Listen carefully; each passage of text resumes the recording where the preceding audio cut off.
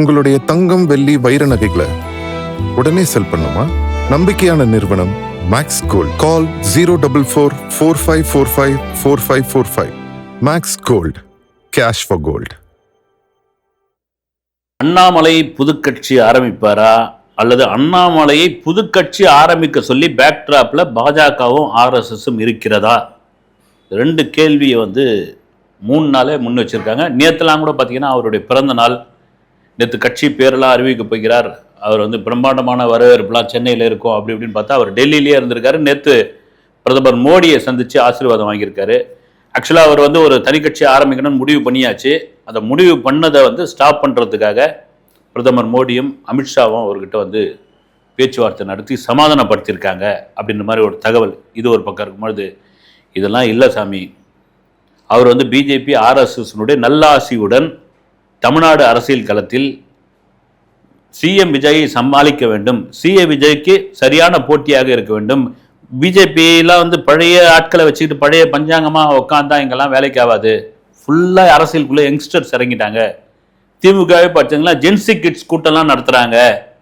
2K kids கூட்டம்லாம் பண்ணிட்டு இருக்காங்க. அதனால் இங்கே சமாளிக்கணும்னா அண்ணாமலை மாதிரியான ஒருத்தர் வேணும். அதுக்கு நேரடியாக அவர் பிஜேபியினுடைய தலைவர் அப்படின்னு கொண்டு போகிறத விட அவரை ஒரு கட்சி ஆரம்பித்து அந்த கட்சியில் கோடிக்கணக்கான ஃபாலோவர்ஸை கொண்டு அவருக்கு ஒரு ரசிகர் பட்டாளத்தை உருவாக்கி ஆல்ரெடி உருவாக்கிறது இன்னும் அதிகமாக்கி வருகிற உள்ளாட்சி தேர்தலில் அதுக்கு அடுத்து வருகிற நாடாளுமன்ற தேர்தலையோ அவர் களம் இறங்குவதற்கு முன்னாடி பிஜேபியுடன் கூட்டணி அப்படின்ற ஒரு பிளானை அவங்க போட்டிருக்காங்க.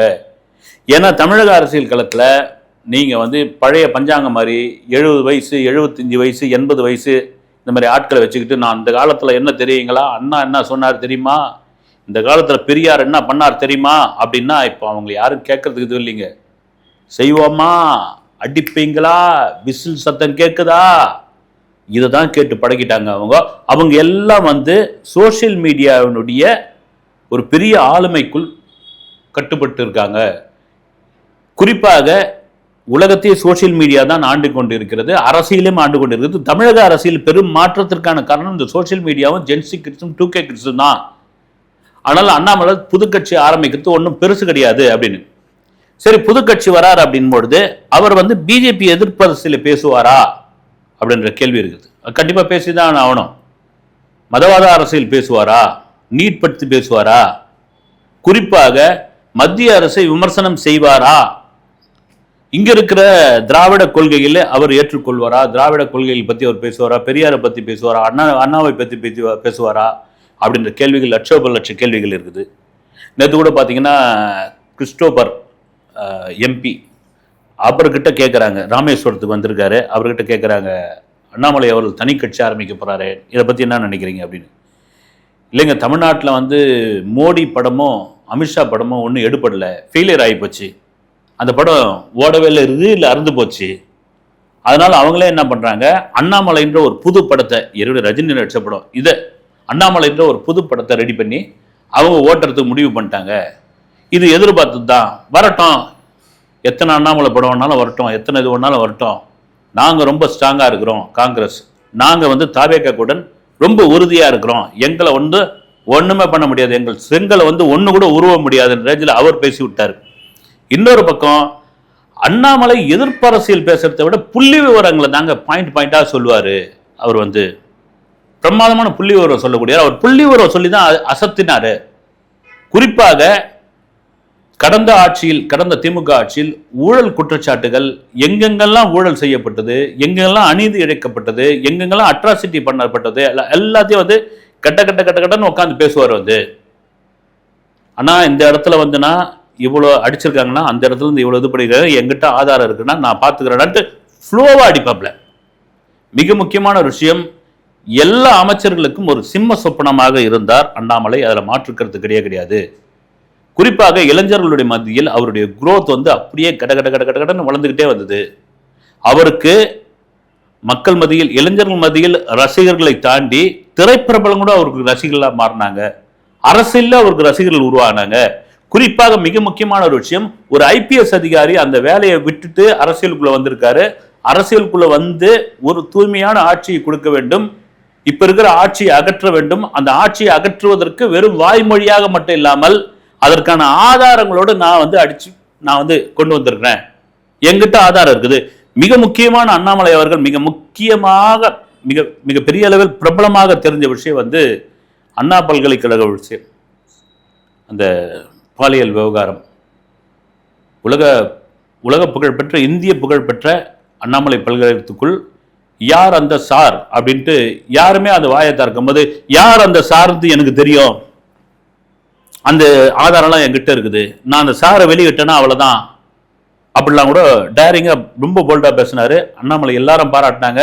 ஆனா கடைசி வரைக்கும் பாம்புக்கும் கீரிக்கும் சண்டை விடுறன்ற மாதிரி யார் அந்த சாரை வந்து சொல்லாமலே விட்டாரு அண்ணாமலை அப்படின்னு இன்னொரு தரப்பினர் என்ன குற்றச்சாட்டு வச்சாங்கன்னா, இவரை எல்லா ஆதாரையும் கலெக்ட் பண்ணுவாருங்க, சம்பந்தப்பட்டவங்க கிட்ட பேரம் பேசி ஒரு கட்டிங்கை வாங்கிடுவாரு அப்படின்னு குற்றச்சாட்டா தான் வச்சாங்க. அதை யாரும் நிரூபிக்கல. அதை கேள்வியா கேட்டபோது ஆனா 1000 பேர் சொல்லிட்டு போவாங்கண்ணா, நான் உண்மையை வெளியெடுக்கிறேன்ல, அது காண்டு தான். 1000 பேர் சொல்லிட்டு போறாங்க, நான் சுத்தமா இருக்கிறேன், என் கை வந்து சுத்தமா இருக்குது, என் மனசுல ஒண்ணு இல்லை, என் மடியில கனம் இல்லை, நான் ஃப்ரீயா போயிட்டு இருக்கேன், என்ன வேணாலும் சொல்லிட்டு போ, அப்படி சொல்றவங்க நிரூபிச்சு காட்ட சொல்லுங்க அப்படின்ற மாதிரி கேள்வி வந்தது. குறிப்பா யார் அந்த சார் அப்படின்ட்டு வந்து அண்ணாமலை சார் கடைசி வரைக்கும் சொல்லவே இல்லையே சாமி, ஆட்சி மாறி போச்சு அப்படின்ற ஒரு பெரும் இயக்கம் இப்போ வரைக்கும் இருக்குது. ஒருவேளை இதுக்கப்புறம் அதை வெளியிடுறாரான்னு தெரியல. மிக முக்கியமாக சில பேருடைய உரையாடல்கள்லாம் இருக்குது இல்ல, நீங்க என்னென்னலாம் டீலிங் பேசுனீங்க, அந்த உரையாடல்களுடைய லிஸ்ட்லாம் என்கிட்ட இருக்குது அப்படின்னு. குறிப்பா 10 ரூபாய் பாலாஜி சம்பந்தப்பட்ட விவகாரங்களை முதல்ல ஆரம்பிச்சு வச்சது அண்ணாமலை அவர்கள் தான். துணிச்சலா போல்டா பேசுறதுக்கு ஒரு ஆள் கிடைச்சிட்டாங்க அப்படின்னு. சரிங்க, இவர் அப்பழுக்கற்ற தலைவரா அப்படின்ற ஒரு கேள்வி இருக்கும் பொழுது, இல்ல இவர் மீதும் வந்து ஊழல் குற்றச்சாட்டு வைக்கப்பட்டதுங்க, இவர் மீது வைக்கப்பட்டது அண்ணாமலை மீதும்.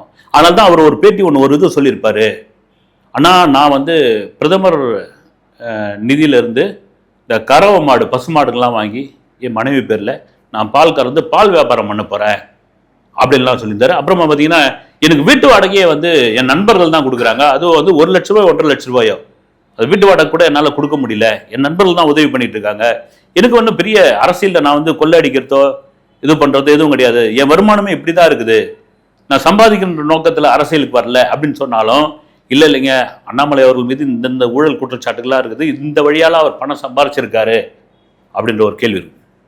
இதெல்லாம் மீறி இவர் உண்மையிலே RSS பிஜேபியினுடைய பேக்ட்ராப்ல இருந்து ஒரு கட்சியை தொடங்குகிறாரா, இல்லது அந்த உறவே வேணாம், அதை முடிச்சுட்டு நாம இனிமேல் வந்து Annamalai versus Vijay versus Udhayanidhi versus Annamalai, இப்படி இந்த மும்முனை போட்டியா, இந்த மும்முனை போட்டி இவர்களுக்குள்ள ஒரு நிலைப்பாடை வந்து அடுத்து வர போகிற எலெக்ஷன்ல கொண்டு வராரா அப்படின்ற ஒரு கேள்வி இருக்குது. ஆனால் பிரதமர் மோடி அவர்களுடைய செல்ல பிள்ளை அண்ணாமலை என்பதுல மாற்று கருத்து கிடையாது. அது பிஜேபி காரங்களுக்கு தெரியும். அவர் மோடியோட நெருக்கமா இருக்கிறாரு, மோடி அவரோட நெருக்கமா பேசுறாருன்னு தான் அவர் வந்து தமிழக அரசியல் களத்தில் குறிப்பாக பிஜேபியினுடைய தமிழக தலைவராக இருந்தபோது அவரை தரன்னு கீழே இழுத்து விட்டாங்க, அவரை வந்து டம்மி பண்ணிட்டாங்க. 2026 எலெக்ஷன்லேயே கொங்கு மண்டலத்தில் அவர் ஒரு தொகுதி கேட்ட பொழுது அதெல்லாம் கொடுக்க முடியாது போங்கன்னு, அதனால தான் வெக்ஸ் ஆகிட்டாரு, ஒரு கடமைக்கு போய் பிரச்சாரம் பண்ணாரு, முன்ன மாதிரி ஃபோர்ஸா பண்ணல அப்படின்னு.